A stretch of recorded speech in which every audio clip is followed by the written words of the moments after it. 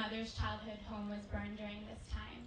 But my family was one of the lucky ones because my grandmother was allowed to escape because my two cousins holding U.S. passports were visiting her that summer.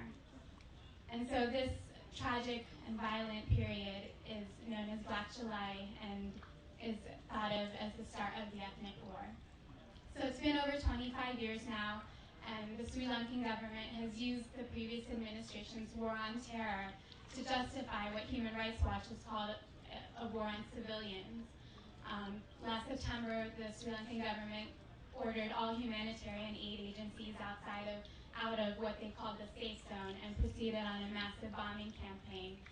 The UN has estimated that in just the past 3 months alone, almost 7,000 Tamil civilians have been killed. So, we're here to talk about women and how the unique effects on how it's impacted women. And I know I'm running out of time, so I just wanted to kind of touch briefly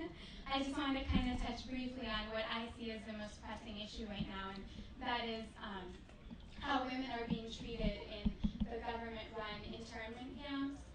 Many of the women who have left the conflict zone and have escaped from the constant shelling of the safe zones, they found themselves in these barbed wired fences and herded in, and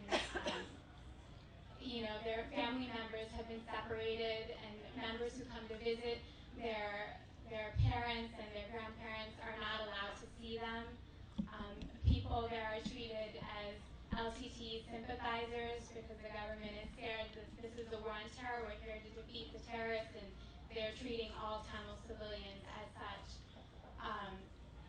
Independent journalists are not allowed in those areas, and those that are allowed in are granted access only on the basis of guided military tours.